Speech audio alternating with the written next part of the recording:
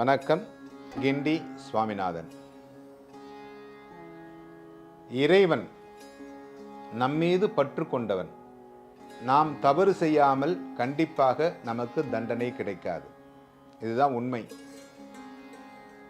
அது கடவுளாக இருந்தாலும் தவறு செய்தால் கண்டிப்பாக தண்டனை உண்டு. ஏன்னா இந்த டிபார்ட்மெண்ட்டுங்கிறதே வேற. மகாபாரதத்தில் பார்த்தீங்கன்னா பிதாமகர் ஒரு அருமையான ஒரு கேரக்டர். பிதாமகர் திருதராஷ்டிரன். இந்த கதை மிக ஒரு பெரிய ஒரு கதை இருந்தாலும் அதை உங்களுக்கு தேவையான இடங்களை மட்டும் தெளிவாக எடுத்து கூறுகிறேன். இந்த திருதராஷ்டிரனுக்கு கண்ணு தெரியாது. அவருடைய மனைவியும் காந்தாரியும் கண்ணில் துணியை கட்டிக்கிட்டே வாழ்ந்தாள். போரெல்லாம் முடிஞ்சிருச்சு. எல்லா போரெல்லாம் முடிஞ்சதுக்கு பிற்பாடு கிருஷ்ணர் வந்து திருதராஷ்டிரனை போய் பார்க்கறதுக்கு போறார்.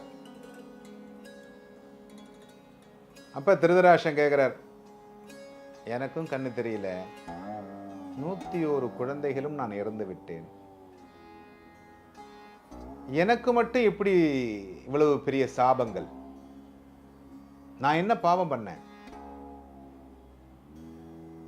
நான் வந்து அரசவையில் வந்து எந்த விதமான ஒரு பாவமும் செய்யல. நல்லாட்சி புரிஞ்சிருக்கிறேன். மக்கள் நல்லா சந்தோஷமா இருந்திருக்கிறாங்க.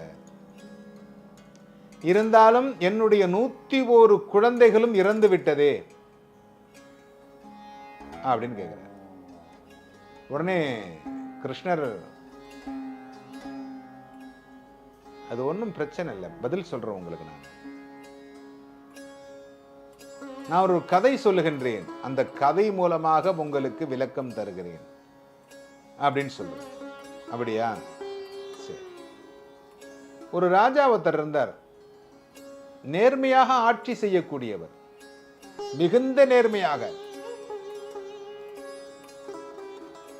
தான தர்மங்கள்லாம் ரொம்ப அழகா செஞ்சு ஒரு ராஜா ஆட்சி செஞ்சுக்கிட்டு இருந்தார். அந்த ராஜாவுக்கு உணவு மீது பிரியம் உண்டு. இந்த சமையல்காரன் என்ன பண்ணா, அந்த ஒரு 2 நாள் லீவ் போட்டு போகலாம் அப்படின்னு போனான். போயிட்டு வரும்பொழுது அவன் கூட வரும்பொழுதே ஒரு சமையல்காரர் ஹெல்ப்புக்கு ஒருத்தரை கூட்டிகிட்டு வந்தான்.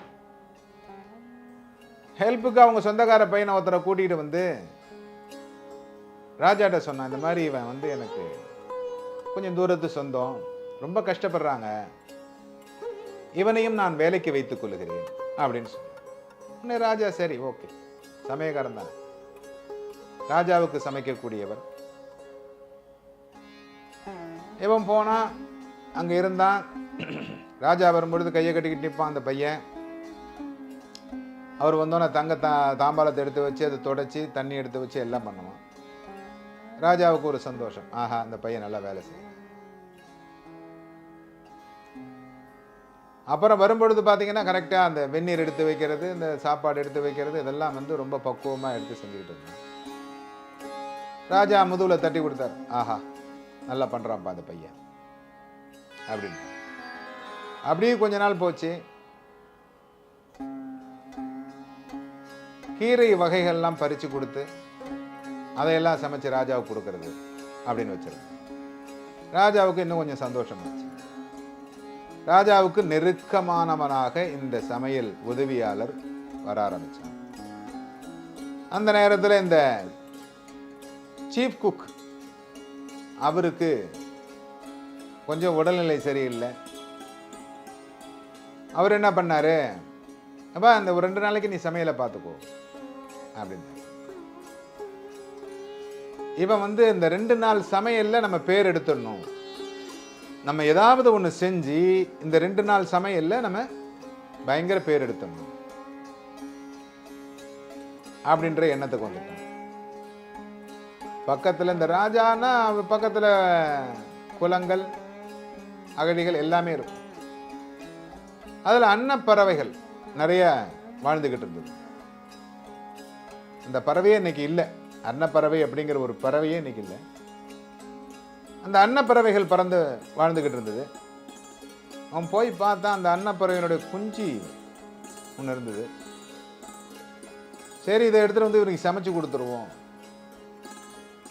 அப்படின்னு சொல்லி எடுத்துக்கிட்டு வந்து சமைச்சு கொடுத்தான். அதாவது அது இந்த குஞ்சு நான்வெஜ் மாதிரியே தெரியல அவனுக்கு.